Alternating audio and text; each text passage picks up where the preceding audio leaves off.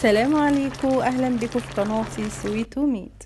النهارده هنعمل مع بعض طريقه عمل السبانخ باللحم. اول حاجه معانا هنا حته لحمه كده من السن. هنسلقها اول حاجه. يعني لو انت بتحبي اللحمه تبقى دايبه خالص هتسويها سوا كامل، هتسلقيها سلق كامل. لو بتحبيها يعني ماسكه نفسها شويه، هتسلقيها سلقه الا ربع كده وتكملي سواها مع السبانخ.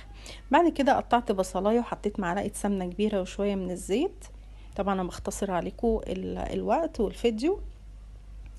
ولغايه بقى ما البصلايه توصل للون الاصفر الحلو اللي انتوا شايفينه ده كده، ولا غامقه قوي ولا فاتحه قوي.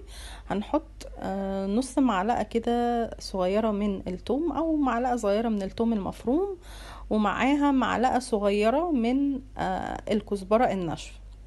اول كده ما ريحه الثوم تطلع بتاع الكزبره ما نحمروش قوي. لو عايزه تاكلي اي طبخه فيها توم ما تحمريش التوم قوي لدرجه ان هو يصفر قوي. اول كده ما الريحه الحلوه دي تطلع هننزل بالطماطم. انا ضربت نص كيلو من الطماطم في الخلاط، يعني مش هنضربها قوي، ويفضل تبقى في الكبه كمان. عايزه الطماطم يعني شايفين بص سمكها عامل ازاي، تحس ان هي ايه، يعني مش عصير قوي، فيها قطع كده. السبانخ لما بتبقى الطماطم بتاعتها قطع كده بتبقى حلوه جدا جدا. بعد كده هنحط عليها شوية من الفلفل الاسود وشوية من السكر صغيرين.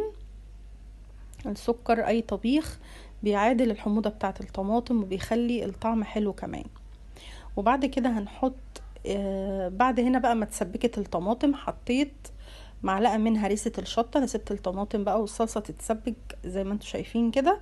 بعد كده حطيت معلقة من هريسة الشطة، برضو ده السر بتاع السبانخ اللي هتتميزي بيها. تاني حاجة بقى لازم الطماطم تتسبك قوي زي ما انت شايفة كده، وهننزل عليها بقى بالمية او بالشوربة. انا بصراحة نسيت احط شوربة فكان قدامي المية، بس كده كده اوريدي يعني هي فيها لحم بالسمك بقى اللي انتوا شايفينه ده. وبعد كده حطيت شوية من الملح، ونخلي بالنا السبانخ ما نسرحش في الملح قوي، لان السبانخ فيها حديد يعني بتبقى حادة كده وحامية شوية، عشان لو زودنا الملح شوية ممكن تطلع حادة. وبعد كده هنحط اللحمة. بعد هنا بقى اللحمة كانت اتسلقت خلاص، هحطها بقى كده ايه مع السبانخ تكمل السوا بتاع السبانخ. طبعا اللحمة كده اما تبقى من السن ويعني ملبسة شوية بتبقى حلوة جدا في الطبيخ، وبتعمل الطبيخ طعم حلو ايا كان بقى نوع الطبيخين. هنا انا مقطعه كيلو من السبانخ. انا قلت نص كيلو من الطماطم على كيلو من السبانخ. هنحطها بقى كده في الحلة، هنحط الكمية كلها. طبعا كل السبانخ دي هتهبط كلها لان طبعا هي لسه فيها المية بتاعتها ولسه بخيرها. اول بقى ما تنزل على النار يعني هتنزل كلها. هنا بقى معايا حزمة من الشبت وحزمة من الكزبرة، شبت وكزبرة بقدونس لأ مقطعاه، وحطيت كده نص الكمية في نص السبانخ، وهكمل الباقي بقى في الاخر خالص. طبعا هنا السبانخ انا مقطعاها بالعروق بتاعتها، لازم تقطعوها بالعروق بتاعتها الحمرة دي، هي اللي بتعمل لها طعم حلو. كل دي يا جماعة تكات في السبانخ لو عملتيها هتبقي احسن واحدة بتعملي طبق سبانخ حلو. هنا بقى طبعا السبانخ هديت شوية كده وهبطت شوية. طبعا بقلبها بقى علشان الخضرة والسبانخ والطماطم تتقلب كلها في بعض، وبنسيبها برضو تكمل السوا بتاعها. وطبعا السبانخ لازم جنبها الرز ابو شعرية. هنا حمرت الشعرية برضو، اختصرت عليكم الوقت، وحطيت معاهم شوية من الرز كده وهنقلبهم. طبعا بحمر الشعرية بسمنة وشوية زيت، وبعد ما تاخد اللون الحلو ده بنزل عليها الرز. وبعد كده بحط الملح طبعا، وبس ايه حبيت اسقيه بشوربه النهارده كده، مادام في شوربه يبقى الرز بيبقى حلو جدا بالشوربه. وبنظبط معيار الرز بالشوربه او الميه. طبعا ده رز مصري، على كل كوبايه رز مصري بنحط كوبايه وربع من الميه.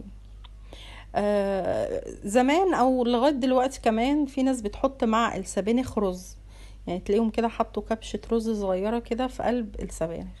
زمان يعني كانت الله يرحمها بتعملها كده بصراحة، بس انا ما كنتش بفضلها كده.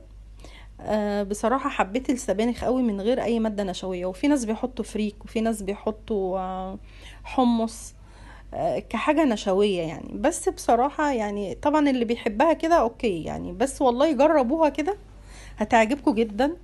يعني ما فيش داعي ان احنا نحط حاجة تنشيها بصراحة.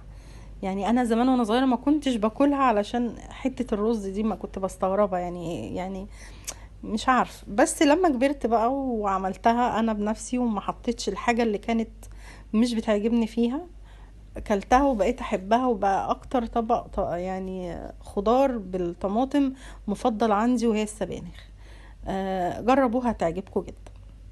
هنا بقى بعد ما خلصت السبانخ وغرفتها زي ما انتوا شايفين كده، والرز طبعا كان استوى، احلى طبق سبانخ بكل التكات الحاجات اللي انا حطاها فيه ده بالملي. لو عملتوها هتعجبكم جدا جدا، وهتعملوها على طول بنفس الطريقة. وطبعا لو وصلت الفيديو لغاية هنا ما تنسيش اللايك والاشتراك، وسلام عليكم وباي باي.